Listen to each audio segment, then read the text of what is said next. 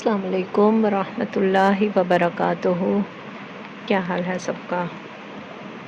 ہماری آج کی آیت کا مفہوم کچھ اس طرح ہے، خلاصہ کچھ اس طرح ہے کہ اللہ تعالیٰ نبی کریم صلی اللہ علیہ وسلم کو تسلی دے رہے ہیں اور فرما رہے ہیں کہ آپ ان لوگوں سے پریشان ہو جاتے ہیں جو دین کی مخالفت کرتے ہیں، کہ آپ کا دل دکھتا ہے جب کوئی حق بات نہ مانے، تو انہیں پھر قرآن پاک میں ہی تسلی دی جا رہی ہے اور کہا جا رہا ہے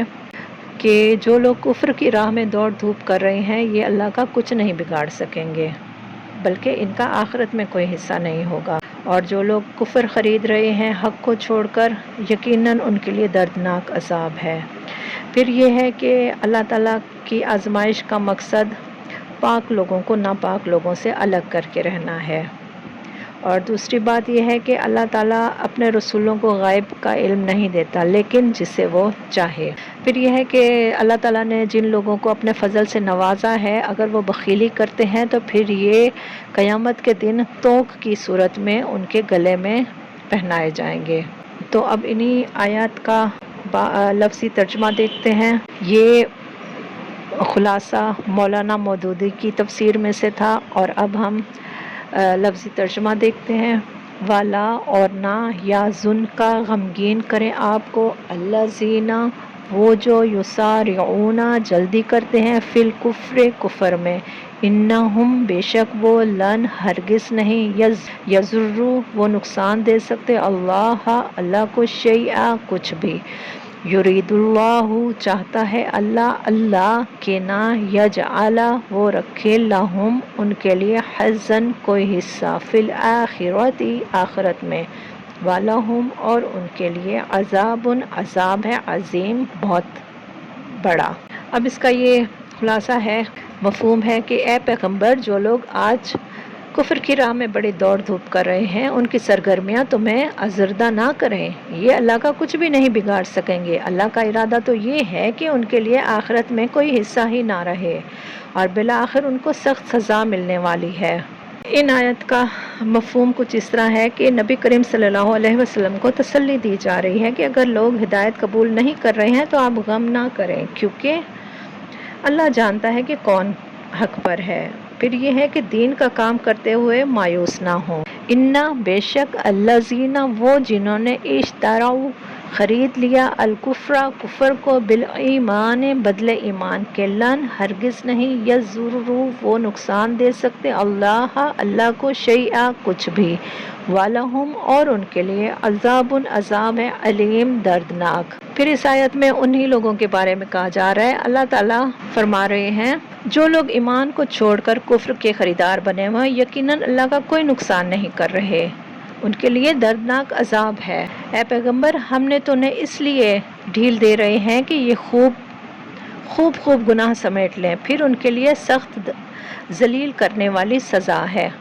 دوسرا یہ ہے کہ جو لوگ ایمان کو چھوڑ کر کفر کے خریدار بنے ہوئے ہیں تو یقیناً وہ اللہ کا نقصان نہیں کر رہے بلکہ وہ اپنے ہی نفسوں پر ظلم کر رہے ہیں، تو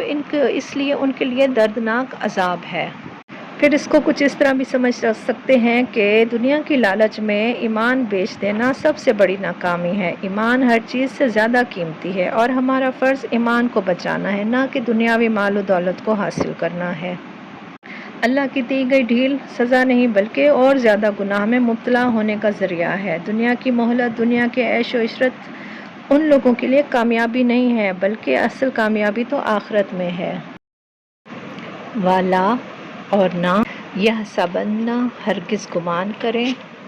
الذین وہ جنہوں نے، کفروا کفر کیا، انما بے شک جو، نملی ہم ڈھیل دے رہے ہیں، لہم انہیں، خیر بہتر ہے، لانفسہم ان کے نفسوں کے لیے، انما بے شک، نملی ہم ڈھیل دے رہے ہیں، لہم انہیں، لیزدادوا تاکہ وہ بڑھ جائیں، اثماً گناہ میں، ولہم اور ان کے لیے، عذاب عذاب ہے، مہین رسوا کرنے والا۔ اب اس آیت میں یہ کہا جا رہا ہے کہ جیسے پیچھے بھی بات ہوئی ہے کہ یہ ڈھیل جو ہم انہیں دے رہے ہیں نا، تو یہ ڈھیل ان کے لیے بہتری نہیں ہے، یہ ڈھیل ان کے لیے عیش و عشرت نہیں ہے، بلکہ یہ ڈھیل انہیں اس لیے دی جا رہی ہے کہ وہ بہت زیادہ گناہ سمیٹ لیں، پھر ان کے لیے سخت ذلیل کرنے والی سزا ہے۔ تو ہمیں بھی اپنے عمل پر غور کرنا چاہیے کہ کیا ہم گناہوں پہ گناہ تو نہیں کرتے جا رہے، اپنے عمل کو ہم صحیح سمجھ رہے ہوں۔ ہمیں اپنے ہر عمل پر غور فکر کرنا چاہیے۔ ماں نہیں کانا ہے اللہ لیذرا کہ وہ چھوڑ دے المؤمنین مومنوں کو علی اوپر اس کے ماں جو ہو انتم تم علیہ جس پر حتی یہاں تک کہ یمیزا وہ چھانٹ دے الخبیث ناپاک کو من الطیب پاک سے، وما اور نہیں کانا ہے اللہ لیطلعکم کہ وہ آگاہ کرے تمہیں علی الغیب غیب پر، ولیکن اور لیکن اللہ یجتبی چن لیتا ہے من رسلہ اپنے رسولوں میں سے من یشاء جسے وہ چاہتا ہے، فآمنوا پس ایمان لے آؤ باللہ اللہ پر، ورسلہ اور اس کے رسولوں پر، وَإِنْ اور اگر تؤمنوا تم ایمان لاؤ گے، وَتَتَّقُوا اور تم تقوی کرو گے، فَلَكُمْ تو تمہارے لیے اجر ہے عظیم بہت بڑا۔ اللہ مومنوں کو اس حالت میں ہرگز نہ رہنے دے گا جس میں تم اس وقت پائے جاتے ہو، یعنی اللہ تعالیٰ مسلمانوں کی جماعت کو اس حال میں دیکھنا پسند نہیں کرتا کہ ان کے درمیان سچے اہل ایمان منافق سب خلط ملط رہیں، وہ پاک لوگوں کو ناپاک لوگوں سے الگ کر کے رہے۔ مگر اللہ کا یہ طریقہ نہیں ہے کہ تم کو غیب پر مطلع کر دے، یعنی مومن اور منافق کی تمیز نمایاں کرنے کے لیے اللہ تعالیٰ یہ طریقہ نہیں اختیار کرتا کہ غیب سے مسلمانوں کو مسلمانوں کے دلوں کا حال بتا دے کہ فلاں مومن ہے یا فلاں منافق ہے، بلکہ اس کے حکم سے ایسے امتحان کے مواقع پیش آتے ہیں کہ جن میں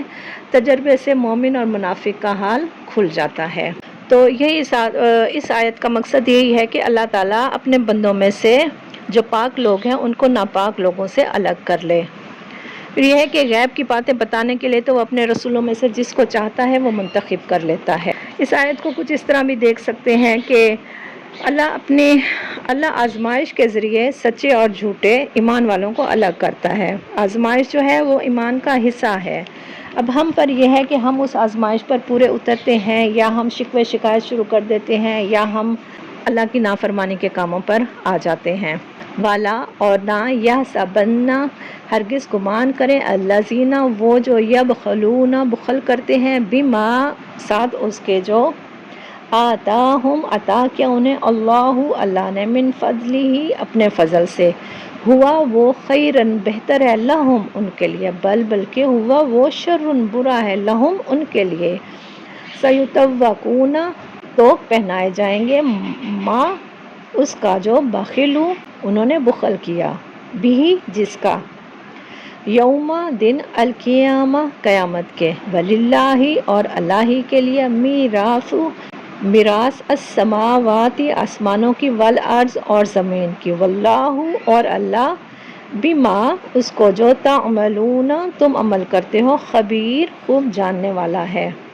اب اس آیت میں یہی بتایا جا رہا ہے کہ جن لوگوں کو اللہ تعالیٰ نے اپنے فضل سے مال و دولت سے نوازا ہے پھر بھی وہ بخل سے کام لیتے ہیں، یعنی وہ اللہ کی راہ میں خرچ نہیں کرتے، تو وہ اس خیال میں نہ رہیں کہ یہ بخیلی ان کے لیے اچھی ہے، یہ دولت وہ جمع کر کے جو رکھ رہے ہیں یہ ان کے لیے اچھی ہے، نہیں، بلکہ ان کے حق میں یہ نہایت بری ہے۔ جو وہ کنجوسی سے جمع کر رہے ہیں وہی دولت قیامت کے روز ان کے گلے کا توق بن جائے گی۔ زمین اور آسمان کی میراث تو اللہ ہی کے لیے ہے، اور جو کچھ تم کرتے ہو اللہ اس سے باخبر ہے، یعنی زمین اور آسمان کی جو چیز بھی کوئی مخلوق استعمال کر رہی ہے وہ دراصل اللہ ہی کی ملکیت ہے، اور اسی پر مخلوق کا قبضہ اور تصرف عارضی ہے۔ ہر ایک کو اپنے مقبوضات سے بہرحال بے دخل ہونا ہی ہے، اور آخرکار سب کچھ اللہ ہی کے پاس رہ جانے والا ہے۔ لہٰذا عقل مندی یہی ہے کہ جو عارضی قبضے کے دوران میں اللہ کے مال کو اللہ کی راہ میں دل کھول کر خرچ کرے، اور بے وقوف وہ ہے جو اس کو بچا بچا کر رکھے، کیونکہ اللہ کی راہ میں ہم جتنا زیادہ خرچ کریں گے ہمیں آخرت میں وہی سب کچھ واپس مل جائے گا، لیکن اگر ہم دنیا میں ہی بچا کر رکھیں گے تو وہ پھر ہمارے لیے عذاب کا باعث ہوگا اور وہ ہمارے گلے میں توق پہنائے جائیں گے۔ تو اس آیت میں یہی بتایا جا رہا ہے نا کہ جو لوگ بخل کرتے ہیں، جو اللہ کے دیے ہوئے مال کو روک کر رکھتے ہیں، وہ دراصل اپنے لیے وبال جمع کر رہے ہیں۔ اللہ کی راہ میں خرچ کرنا نعمت ہے اور بخل سزا کا باعث ہے۔ تو ہم آپ کو ان ساری آیات میں سے جون سی آیت بھی دل پر اثر کرنے والی لگی ہے آپ مجھے کمنٹ میں ضرور بتائیے۔ چینل کو لائک، سبسکرائب اور شیئر ضرور کریں، شاید کہ آپ کا شیئر کرنا آپ کے لیے صدقہ بن جائے، صدقہ جاریہ بن جائے۔ چلیں دعا کرتے ہیں۔ یا اللہ، یا رب العزت، یا غفور الرحم فرما دے، ہم سب کے گناہ بخش دے، یا اللہ معافی عطا فرما دے۔ یا اللہ، جو ہمارے ساتھ اس سفر میں شامل ہیں ان کے مسائل، مشکلات، پریشانیاں دور فرما دے۔ یا اللہ، جس کو کوئی مسئلہ ہے یا اللہ اس کا حل فرما دے۔ یا اللہ، جو جہاں پر کوئی مریض ہیں، یا اللہ جو بیمار ہیں، یا اللہ ہمارے اور سب کے جو بیمار ہیں ان کو شفائے کاملہ عطا فرما دے۔ یا اللہ اپنی جانب سے ان کو شفا عطا فرما دے۔ یا اللہ ان سب پر رحم فرما دے۔ یا اللہ جن کو مالی مسائل ہیں، جن کو رزق کے مسائل ہیں، یا اللہ سب کے مسائل حل فرما دے۔ یا اللہ اپنی نظر کرم ہم سب پر فرما دے، اپنا رحم ہم سب پر فرما دے۔ یا اللہ ہم سب کو قرآن سے جوڑے رکھ، ہمیں اس قرآن کو سیکھنے، سمجھنے اور اس پر عمل کرنے کی توفیق دے۔ یا اللہ جو ہم سے دور ہیں ان کو ہم سے جوڑ دے، اس قرآن کے سفر میں ان کو ہمارے ساتھ شامل کر لے، تاکہ وہ اپنی زندگی کو صحیح معنوں میں اللہ کی ہدایت کے مطابق گزار سکیں۔ آمین یا ربنا کریم۔ سبحانک اللہم و بحمدک، اشہد ان لا الہ الا انت، استغفرک و اتوب الیک۔ السلام علیکم ورحمۃ اللہ وبرکاتہ۔